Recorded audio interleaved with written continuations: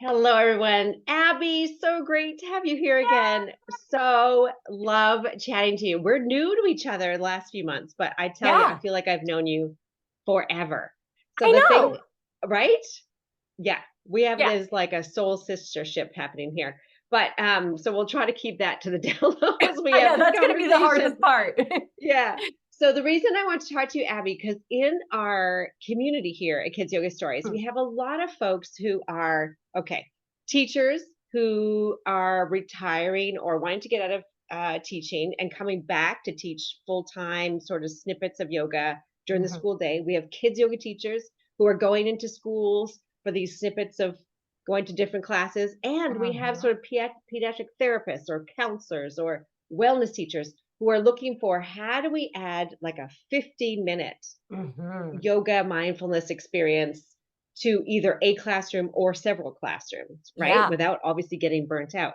And I know you were doing this work in New York, so I wanted yeah, you to come on and share with us how do you what are these challenges? What are some of the obstacles? What are some of the benefits and how do you actually structure?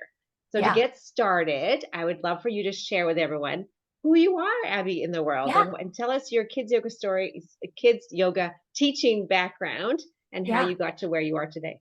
yeah. All right. So this is always, I always feel like this question is like a huge question, and that I'm like, all right, how can I say it super succinct, right? Because like Yeah. the journey. Um, Right.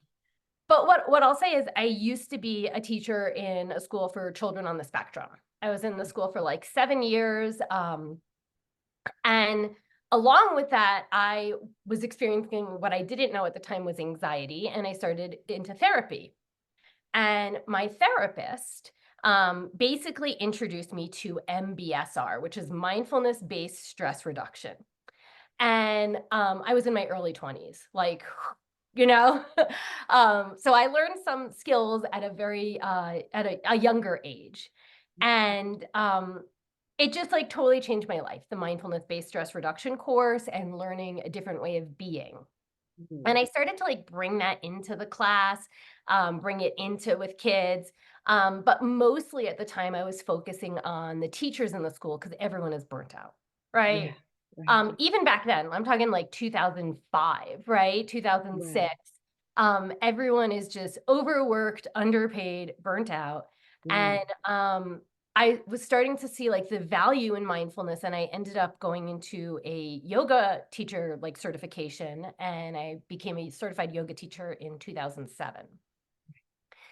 And then, I was like teaching adults and stuff and trying to like do things in class, and it just felt weird and not working and whatever. And then in 2012 I moved to New York City. And I just happened to meet a sensei who worked at a dojo in my community. And he knew that I loved kids and working with kids, and that I also taught adult yoga. And he was like, "Why don't you come teach at our camps?" And I was like, Mm. "Oh, wait, I can combine my love of kids yoga or of adult yoga and teaching kids and bring it together." Um, and so I did it, and it was fun, but I was like, there's got to be more meaning here, because like what I got Mm. from the mindfulness based stress reduction was like life skills. Mm. And so I decided to go into a kids yoga teacher training and did my 90 hours through that and learned a lot about like brain development and like science light and just navigating challenging behaviors. And through that company, I ended up becoming like a full-time teacher for them. I was doing their teacher trainings. I was a mentor for them, mentoring new kids yoga mindfulness teachers. And I was teaching pretty much pre-K, although not so much pre-K, but I would teach it. But my sweet spot is K through 12, right? Yeah.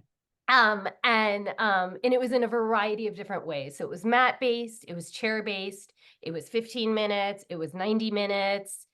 Mm. And so I was learning a lot how to take one practice, like mindful listening, listening to the sounds, and how do you adapt it for older kids and in Right. a longer period of time versus, younger kids or a shorter period of time. Right. Um, and yeah, I mean, as you can probably tell, like ultimately, like my goal in teaching kids is there's a quote that always sticks with me from J. Stewart Ablon, who's from Think Kids.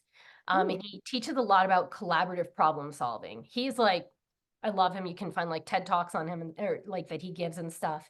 And he talks about the child is lacking the skill, not the will to do well.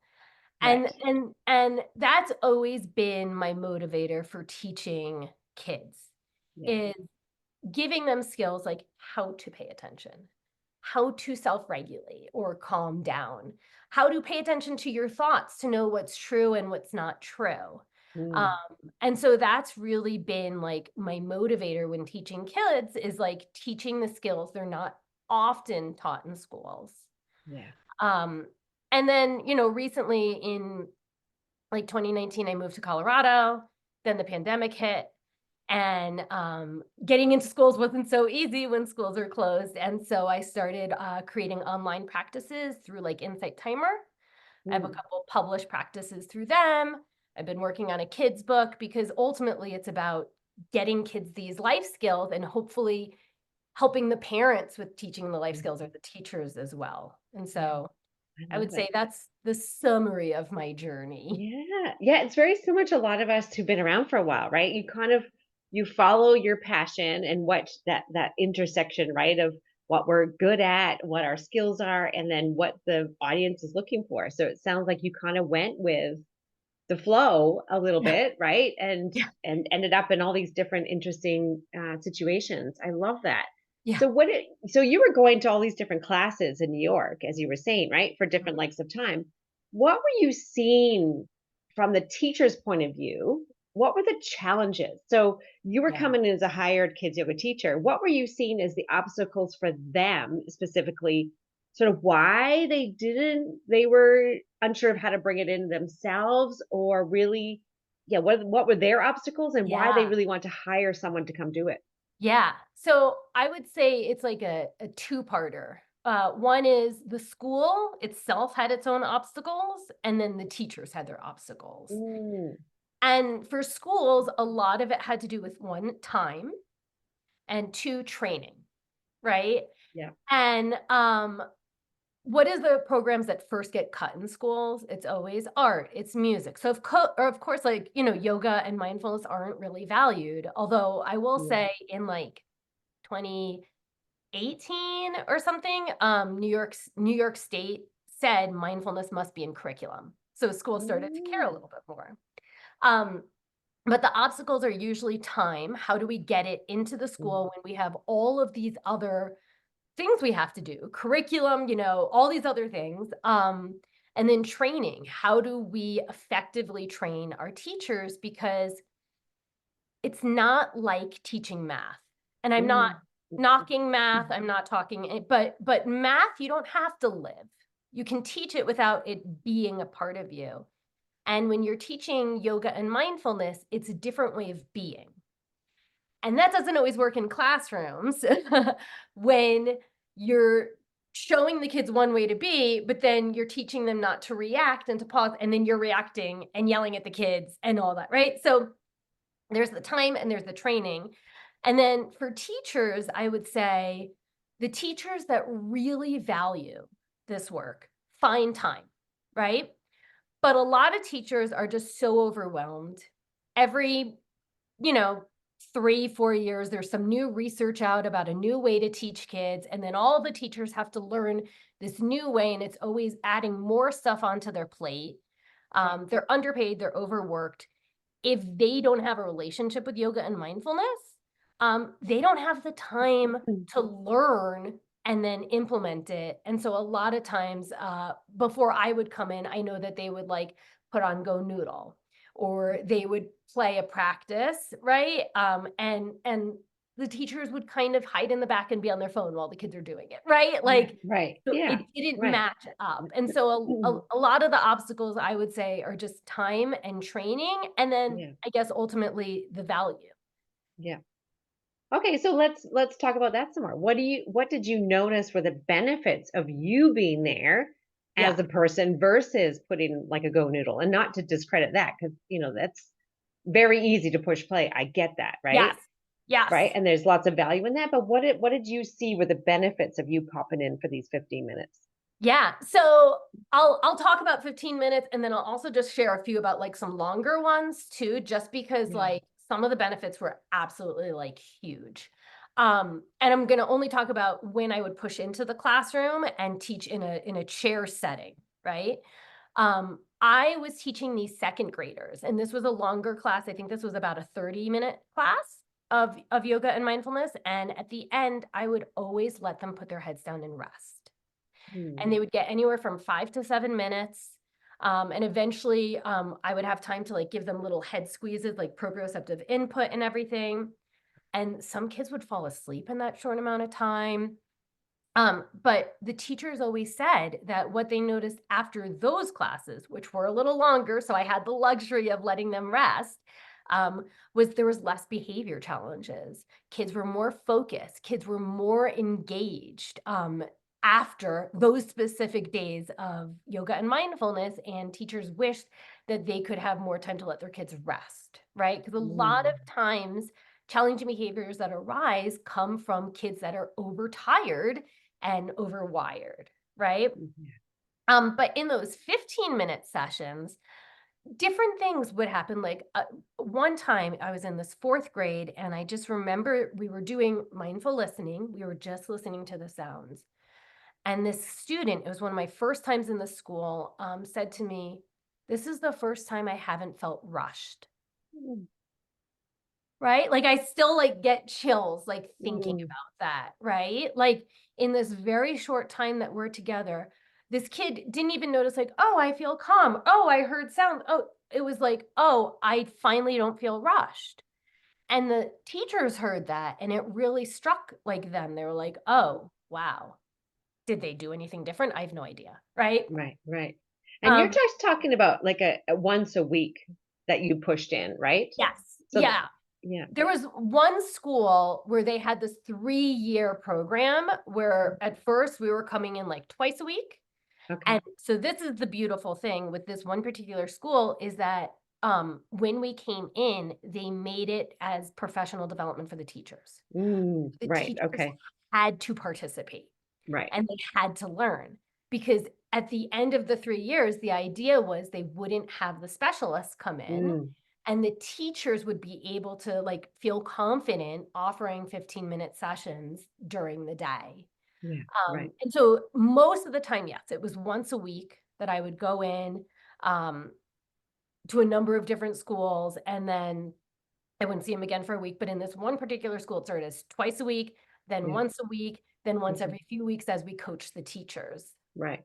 And with those ones that were just 15 minutes a week, for example, did you hear any feedback throughout when you saw them again the next week that they maybe integrated it into their classroom or the teacher spoke about it? Or was it like, a closed container? It was more the kids shared things. Okay.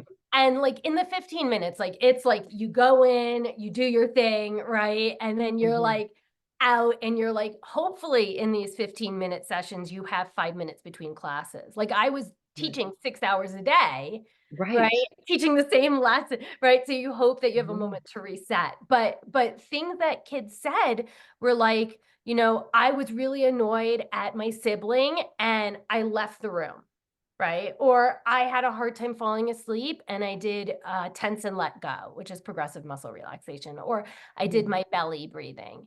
Or I know another kid that said, like, I was feeling stressed during the test. And so I paused and listened to sounds, right? So a lot of in the 15-minute sessions, it was more a quick check-in with the kids and like, hey, did Mm. anyone practice this last week? Because you want to like remind them that that's going to be like the first thing you ask. Yeah. So they're like, oh yeah, did I do anything? In longer sessions, I would get more feedback from teachers, but in the shorter sessions, it was more like the kids give something and Mm. then it's like, all right, let's get into today's lesson. Right. Yeah, let's talk about that because that's the big thing, right? There's so many things we can do, Abby, right? So Yeah. many we can take from mindfulness activities, from yoga postures, from talking about karma service, from character Mhm. education, there's so reading a yoga stories, like there's so many things we could do. Yeah. How in the world do you structure? Is every time the same, like in terms of the format, and then you slot in different activities? But talk us through how you structure it. Yeah. So what I would say the most important thing is having extremely clear expectations Mm. before anything else and practicing those expectations, and having the kids meet them, because you can't have an unmet expectation if it's not clear what the expectation is. Right. And so for the first couple sessions, even if I'm only in that school for 8 times, the first like 2 sessions are getting really clear on what are the expectations. And so the very first time I go in, the very clear expectations are we take care of ourselves. We listen to our body. If something doesn't feel right, we stop. If we need a break, we take a break, right? Doesn't matter if it's a mindfulness practice, a movement practice, whatever it is. If it doesn't feel right, we take a break. And the second is we take care of each other. So even if we're taking a break, it's not our time to distract people from their chance to learn something that might help them, right? Mm. And then the third is, until I feel more comfortable with my kids, we stay in our seats unless otherwise told not to, right? And so at the very beginning, I'm like, all right, here's our 3 agreements, our expectations, our rules, whatever language I use. And I make sure I check in, like, can we agree we listen to our bodies? And like, thumbs up if you can agree. And sometimes kids are like, what? And so we have to have that conversation in that 15 minutes, and I have to skip all my other plans, right? We take care of each other, we stay in our seats. And then I introduce the singing bowl in this like magical way, right? Like, this is my singing bowl. We're going to do a practice where I ring it. We see if we can listen to the beginning, the middle, the end. When we can't hear it, we put our hands on our belly. Let's practice. And so we do it once. And everyone, does it fairly well. And then I'm like, okay, but the way that we're going to do this from now on is with mindful bodies. And then I teach them how to get into their mindful bodies, which is just sitting up straight, eyes closed, you're looking down, right? And so we're removing distractions. And then we do the practice again of listening to the singing bowl. We notice if it feels any different. And Mm. that singing bowl, if you do it properly the first like 2 times of teaching the expectation of it, by the third class, the kids are already getting in their mindful bodies. They're already Mm. ready. And I just start the class. Like, I look at them, I say, I'm so happy to be with you. And then I do it, and I don't even have to remind them of everything, right? And so if I set that up really well, where kids understand, take care of themselves, and I'll usually do something like cactus arms, where we do back and forth, where our muscles eventually start to really burn. And if the kids are like, ow, ow, ow, ow, I'm like, wait, didn't we agree that we're going to take a break if we need it? That's okay, right? So if I set up those 2 things really well, kids listen to their bodies and they understand that singing bowl means transition from normal school day to special yoga time, right? Then the way that I structure the class is I usually pick like 1 movement and 1 mindfulness practice. And I always have a theme for the day. Like, how can practicing like to pause help us in our daily life, right? How does our body communicate with us, right? Mm. What can our breath tell us? And I'll Right. tell the kids the theme, and then we'll have like a super quick chat about it where I'll call in like 2 kids, like, hey, what do you think? And then thumbs up or thumbs down if you agree or disagree. And then I'll call in someone with a different opinion, thumbs up, thumbs down. And then I go into the class. Um, and I'm speaking quickly because this is like the way I do it when Yeah. I'm teaching those 15-minute sessions. Right. Yeah, so that's pretty much how it goes, is set the clear expectations the first 2 classes, and then usually 1 movement and then 1 more seated quiet practice, and opportunity for all kids to check in and share, but more with a thumbs up, thumbs down, and a look around your community, see who you share this with. And that's what really works for me in those 15-minute sessions. Right. So give us an idea of some of the successful mindfulness activities, for example, that you use that work that kids enjoy. Yeah, I mean, there's so many. There's definitely like just belly breathing, right? Like, at first, again, you want to set really clear expectations, like, because otherwise when you talk about breathing, kids are like, right? And Right. they don't know how to breathe. They forget how to Right. breathe. And so you're like Mm, slowly and quietly feeling your breath move, right? But I would say probably the most impactful practices are the ones that connect the community.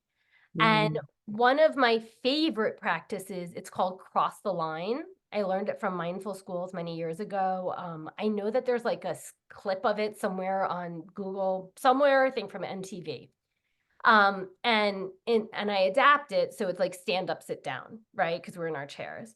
But it's just things like stand up if you like reading, stand up if you've ever made a mistake, stand up if you've ever felt embarrassed, right? And like lighthearted stuff, stand up if you like playing video games, and every time they stand up, they look around the room and see who they have stuff in common with. And I always wait. I don't throw that in the beginning, right? Kids are a little bit like, all right, let's feel out what the stuff is. They might not be as honest if you introduce it in the very first class. But by like the 8th class, they're willing to share more parts of themselves because they're learning that their community shares stuff or they don't share stuff, and that's okay. And I have included that in every single class I've ever taught. And the responses the kids have mhm, are just like bring tears to your eyes. Like I mm, never knew other people felt that way. Um, mm, I finally, like was able to like share my truth without speaking, right? Like, because I would say stuff like, stand up if you've ever told a lie. We've all told lies, right? And I'm playing too, and I'm mm, standing up, right? Stand up if you've ever gotten away with telling a lie, right? And but mm, there's like lighthearted stand up if you like the winter and snow, right? And so it's the opportunity for the kids if they want, they know they don't have to stand up if they don't want to. And it's that practice that I feel like is always the most impactful because the kids just realize how much they share in common. Um, mm, and it's more than the differences they think they have. mm. Right. I think that's really crucial. I've seen as a teacher now that one of the things I think has been impacted through the pandemic is this not as much of a community feel Yeah. as I feel like it was before because it was so individualized. It was like for a child, it was me and the screen, so it's taken, I think, a few years. So and there's just the curriculum, as you said, is so vigorous. There's so much to get through that it's like running through an art gallery or on a motorcycle. I Yeah. mean, it's so quick. So I think having just those moments to come in, I think that's really powerful. So Yeah. they just stand up and then they sit down after you ask Yeah. a question, right? And keep going like that. I love that. So what Yeah. do you do? Did you have any situations where, because I can think of like, oh my gosh, you're so vivacious and you're amazing, Abby. You walk in there and it sounds all sunshine and rainbows and everyone's well behaved. But I imagine that wasn't always the case. So No. what do you do if some of the children were resistant or calling Yeah. out or, as you say, unexpected behaviors, but sort of disruptive? I Yeah. mean, you know. Or what if the teachers interfere? That's the other part, right? It's like Mhm. kids' behavior is one thing, right? But then when the teachers are like shushing the kids or talking to someone else behind me, right? There's like all these things. And, I've been doing this since 2012. And even now my classes are still like challenging and I'll leave sometimes and I'll be like, oh my gosh, how could I have done that better? What did I say that I could have said in a better way? But in those short 15-minute ones, um, really it's just being exactly what I'm teaching, kind and curious in the moment, right? Huh. I noticed that when I asked us to breathe slow and quietly, some of us decided to, or maybe I didn't say it decided, but some of us are breathing loud. Huh, I noticed that when we're doing this, some of us are laughing. I am just bringing attention without shame. I'm not looking at the one kid, right? And I'm just bringing this attention to it. And usually that stops the behavior, Mhm. not always. And if that doesn't stop the behavior, I might look at the kid directly and say, like, hey, so, these practices might not be interesting to you, and that's totally okay. But you don't know who in this room has a hard time falling asleep at night. Mm. So when you're laughing or when you're throwing things, like one time in a mat-based class, I had a kid throwing socks. I was like, you're taking away from other people's chance to learn something that might help them. Mm. right? And like, I just say it and the kids are like, "Oh," right? Because they don't wanna be jerks. Like, that's Right. not their intention. They just don't realize how their behavior is impacting others. And so Mhm. that's the mindfulness practice, is being a mirror to Yeah. teach kids like, "Hey, when you do this, like, I get it. Like, breathing's kinda weird sometimes. I totally get it.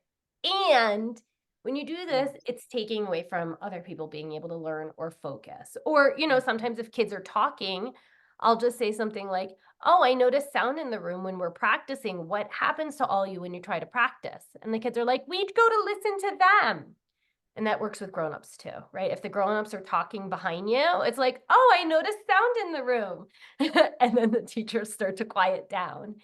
So Right. it's just embodying the practice, which is the hardest thing. It's just being kind and curious and reflecting what you see in the moment in a curious way or Mhm. in a kind way of how this is how you're impacting the space we're in.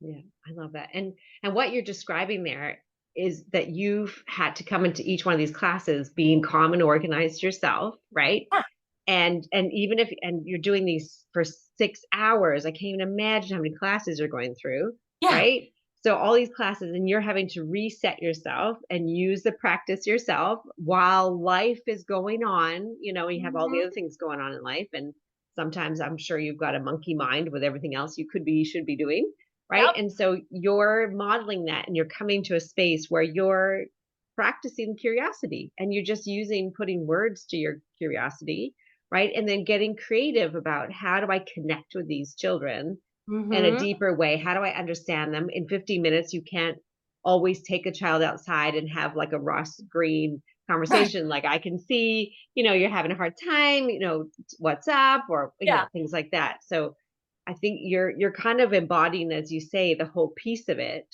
and also no doubt with the teachers and other adults in the school, Mhm. you're offering that space for them Mhm. too, because Yep. of course we're human, and even yesterday I was when I was teacher subbing, I did feel frustration for this one child that was just constant all day, you know?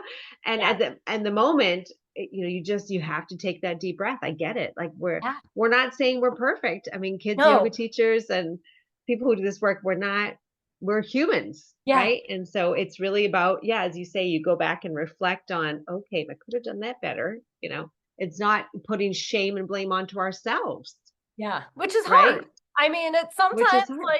sometimes recently, this was a mat-based class, and we were doing this really fun activity, and the kids got super silly, and then they just kept talking about farting.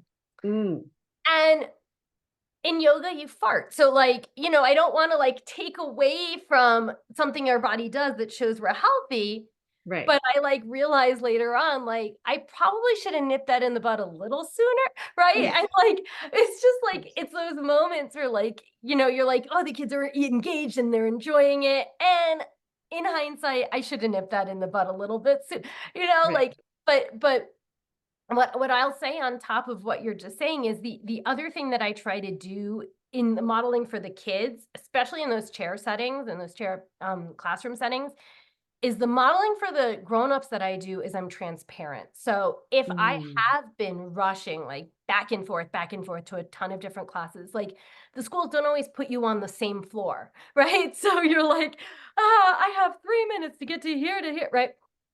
Um, is sometimes I will say "Whew, I just rushed from this classroom to this one, and I need a moment. Can we all just take a breath together?" Mm.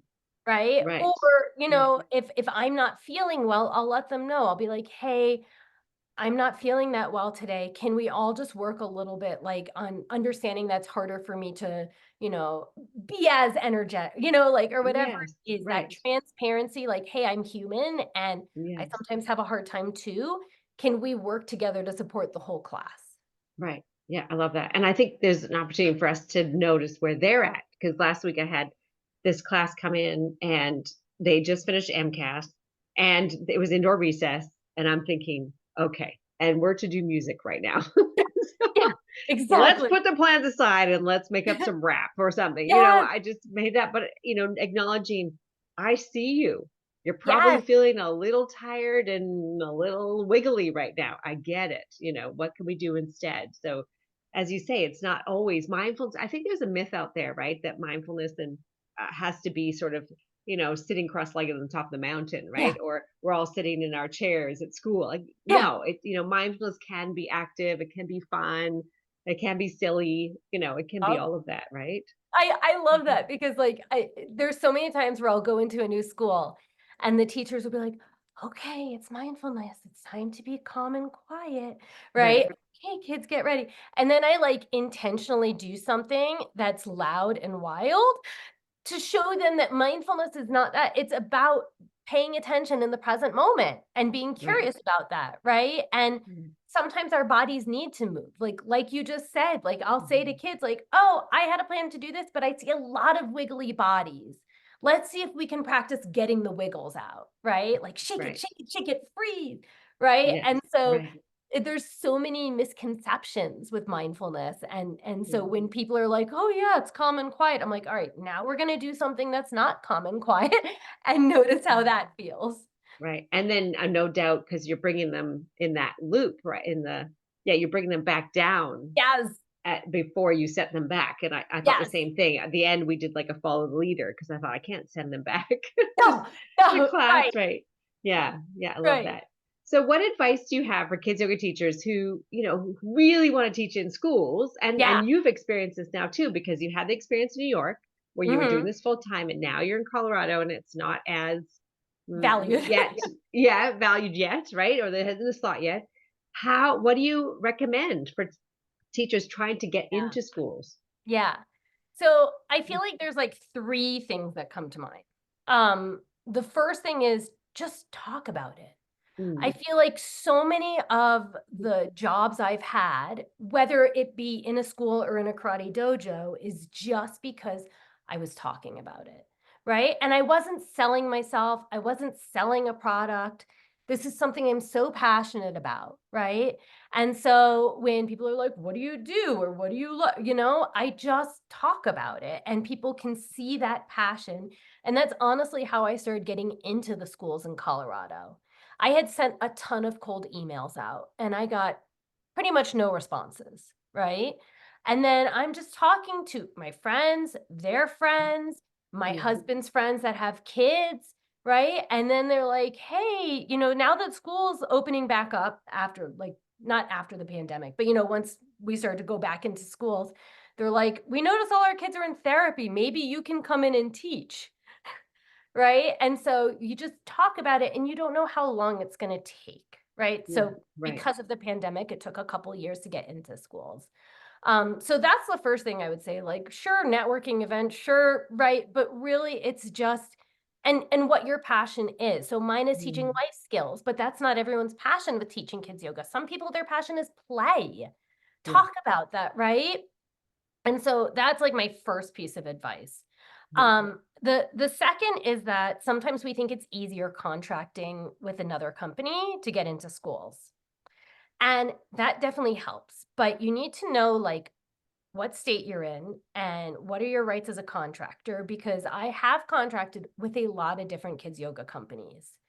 And they're not all the same. Mhm, And so if they're asking you to do unpaid meetings, that's a red flag, right? If they're asking you to do demonstrations not paid, that's a red flag. And so some people are so excited at the prospect of teaching kids that they're willing to compromise their own well-being to mm, get in with a company. And so I would just say, like, have a really clear contract, clear agreements that feel right for you, um, mm, even if you're really excited about getting into the mm. school, That's great right? advice. Yeah. Um, and then the last piece of advice I would just say is get a mentor, right? Like for Mm, anything that I've done, it's always easier with a mentor. I yeah. became a better kids yoga and mindfulness teacher because I had a few mentors, but one in particular was really great. I'm writing a kids book. It was a struggle for a bit. I got a mentor. It's a lot easier now, right? Like, and Mhm, so, there's so many things you can find on the internet. There's so many different ways that you can like get into schools and this and that, but hiring someone that's done it that can help you step by step so it's not so overwhelming. I would say is great. And then, you know, if you ever do demonstrations, if you have your own kid, if you have a friend that's a teacher in a school, hey, can I just do a free 15-minute class? And, you know, like, Yeah. especially if you're starting to build up your own practice in teaching kids and you want an opportunity to practice with more kids, you can do those things too. But Oh, what I'd I say. love it. So much goodness. Thank you so much for sharing all your wisdom, Abby. So how do we find you online? And tell us a little bit more about these projects you're working on. Yeah. So I'm currently working on my third mindfulness practices for kids. I've created a couple different courses. One is bedtime meditations for kids. It's for like Mm, elementary age kids to help them fall asleep and hopefully stay asleep at night. awesome. I also have a course for teens that are basically life skills, teaching teens life skills. You can find those on Insight Timer, or you can find those off of my website, which is abigailwilber.com. Mhm. I am on Instagram. I'm so inconsistent. Sometimes I'm like, oh, let me share all these things. And then other times I'm like, this is not good for my mental health. And I take a break and share the books I'm reading, right? Yeah, right. But that's Abigail _ the mindfulness practice. And that's at Instagram. I have a YouTube channel. It's called The Mindfulness Practice. Um, Again, I'm not always consistent, but there's a lot of different practices up there. There's some tips for adults on how to teach kids. There's practices for kids. There's practices for grown-ups. And that's another way where you can, you know, connect with me, I would Oh, say. great. And your podcast. Oh yeah, and thank you. See, there's always so many things to think about. I even like wrote in my notes before, like, make sure you mention the podcast. Yes. Yeah. So your former guest, Margot Harris, is my co-host for the Anxiety Warriors podcast, where you were also a guest on. Yes. And Okay. we used to do once a week, and now we do every other week. And you can either find us on Instagram at Anxiety Warriors Podcast. You can find us on Spotify, find us on Apple, and email us at anxietywarriorspodcast@gmail.com. And all of this is about normalizing talk around mental health and specifically anxiety with a little bit of ADHD too. Awesome. Highly recommend checking out their podcast. It's amazing. Thank you so much, Abby. I so appreciate you. And thanks for taking the time today. Thank you. Talk I so soon. appreciate you. We got that soul sister thing going, so I I'm know. so I love glad we it. connected. Thank you so much, my dear. See ya.